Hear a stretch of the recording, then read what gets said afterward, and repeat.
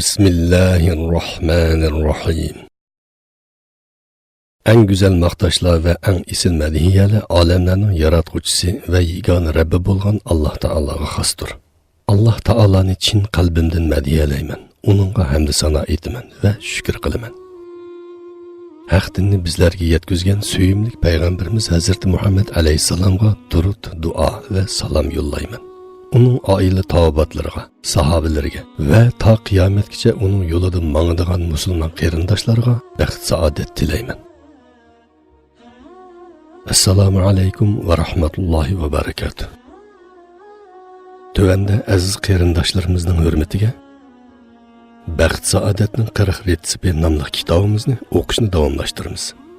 15. retsip tövbe istiğfar etişini adet qılıverin. Tövbe istiğfar sizni bəxtli qilishqa, yükünüzni yengiltishga, ko'nglingizni rahatlantirishga qodirdir. Gunohlarni tövbe istiğfarning suyi bilan yuyib, tozalab mangan odam nima degan baxtli odam ha? Zamonimizda ko'pincha kishilar tövbe istiğfar etinglar deyilsa, xuddi tövbe istiğfarni cho'ng gunohlarni sodir qilgan yoki jinoyat sodir qilgan odam essi bo'ladi degandek, yoki alhamdulillah biz 5 vaqt namozimizni mukammal ado qilib kelyapmiz. Birovning haqqini yemadik, birovga zulmmi qilmadik, Alloh taolaga osiylikmi qilmadik. Shunga istig'forni etsaqmi yoki etmasaqmi bek muhim emas degandek qilib, tavba istig'fordan iborat bu muhim amalga ahamiyat bermaydi. Amaliyat ular o'ylagandek emas. Chunki tavba istig'forni gunohkor odamlar emas, uni gunohdan pok payg'ambarlarmi etgan. Peygamberimiz sallallahu aleyhi ve sellem men her günü Allah'a 70 qitimdan ko'proq tövbe istiğfar etaman degan. İlgiriki ve keyinki bütün günahları, kamchilliklari ve xatoliklari kechirim qilib etilgan. Bir ma'sum payg'ambarning kunda Alloh taolaga 70 qitimdan ortiq tövbe istiğfar etishining sababi nima? Tövbe deganni gunoh qilganlarla qilamdi? Yo'q. Tövbe istiğfar qadimimizning teyilib ketmasligi, to'g'ri yo'lda izchil yurishimiz uchun to'liq zarurdir. Tavba istig'for odamni to'g'ri yo'lda mustahkam qiladi. Tavba istig'for odamni gunohlardan poklab, xatoliklardan yiroq qilib turadigan omil. Xatolikni o'ngshab, gunohni tavba bilan o'chirib mangmaganda, bir gunoh yana bir gunohni, bir xatolik yana bir yoki bir qancha xatoliklarni tug'dirib mengaveradi. Ahiri odam o'zini oyig'i chiqmas tar ko'chalarga kirgizib qo'yadi. Bu xuddi ko'ynakning birinchi tugmasini xato etish bilan uning butun tugmalari xato etilib mang'iniga o'xshash. Ko'ynakning dastlab atgan tugmasini qaytadan to'g'ri atgandan keyinla boshqa tugmalarmi to'g'ri va joyida etilib mang'idi. O'zining xatoligini bilgan hamon uningdan darhol qo'lini uzalgan, bir gunohni sodir qilgan hamon uningga pushaymon qilib tavba qilgan odam qayta xatolik sodir qilish va yangi gunoh ishlashdan o'zini yiroq tuta oladi. Demak, tavba istig'for odamning ish harakatlarining to'g'ri va mustahkam bo'lib davom qilishini kapolatlantiradigan omil. Shunga tavbaning ahamiyati zo'r, foydasi intayin ko'pdir. Payg'ambar alayhisalom yana har qanday odam bolasi xatolashquchidir. Xatolashquchilarning eng yaxshisi tavba qilguvchilardir degan. Buningdagi sir nima?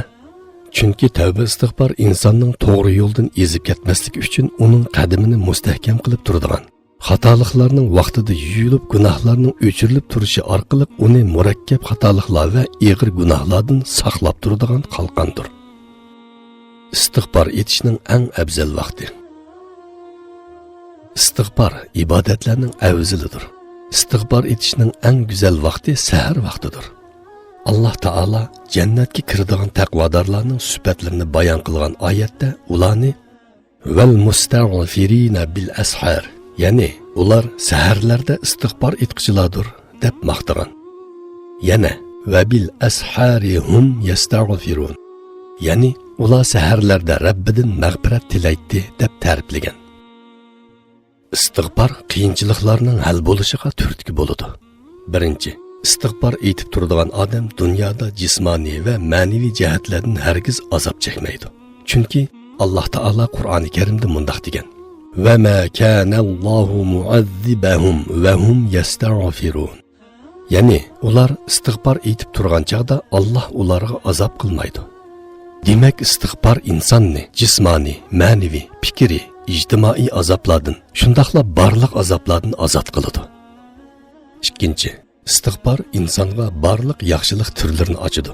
Alloh taolo Nuh alayhisalomning so'zini qissa qilib mundoq degan: فَقُلْتُ اسْتَغْفِرُوا رَبَّكُمْ إِنَّهُ كَانَ غَفَّارًا يُرْسِلِ السَّمَاءَ عَلَيْكُمْ مِدْرَارًا وَيُمْدِدْكُمْ بِأَمْوَالٍ وَبَنِينَ وَيَجْعَلْ لَكُمْ جَنَّاتٍ وَيَجْعَلْ لَكُمْ أَنْهَارًا. Yani ularga aytdim, Rabbinglardan mag'firat tilanglar. Chunki u nihoyatda mag'firat qilg'uchidir. Shundoq qilsanglar, u sizlarga mo'l yomg'ir yog'dirib beradi.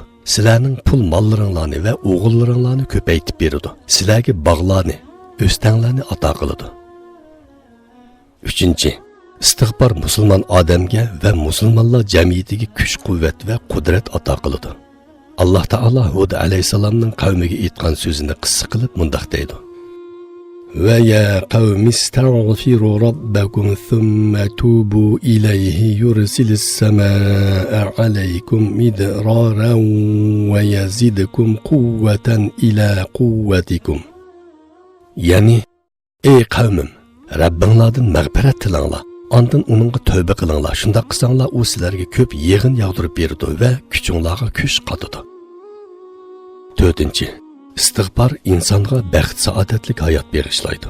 Alloh taolo yana Hud alayhisalomning so'zini qissa qilib mundoq deydi: Va anistaghfiru robbakum thumma tubu ilayhi yumatti'ukum mata'an hasanan ila ajalin musamma. Yani sizlar Rabbinglardan mag'firat talab qilinglar. Ondan uningga tavba qilinglar. Shundoq qilsanglar, Alloh sizlarni belgilangan ajlinglar to'shqicha obdan yashitadi. Gunoh qilmaydigan odam yo'q. Har qanday odam bilib bilmay cho'qim xatolik o'tkazadi va gunoh o'tkazib soladi.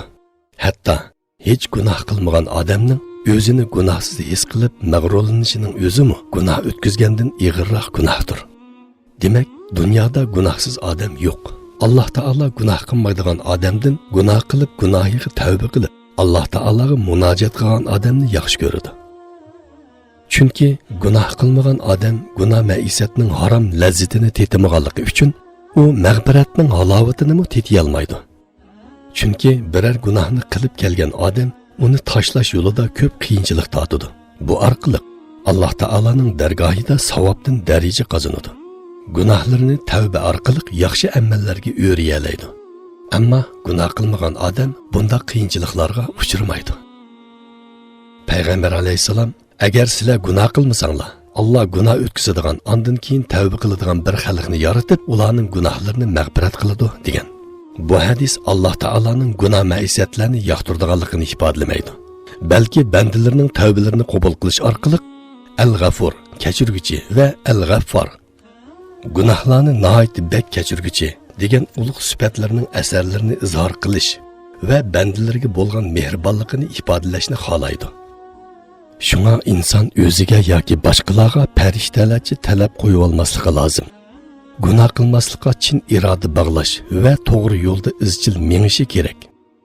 Navoda o'zi yoki boshqalar xatolik sodir qilib qo'ysa yoki gunoh qilib qo'ysa, ularning peshonasiga gunohkor tamg'isini urmasligi, o'ziga tavba bilan apo'chanlikni hamroh qilishi lozim. Hürmetlik o'qirmanlarimiz, vaqt munosabati bilan bugungi anglitishimizni mushada oxirlashtirdik. Kelar qitim ko'rishguncha omon bo'linglar. Assalomu alaykum va rahmatullohi va barakatuh.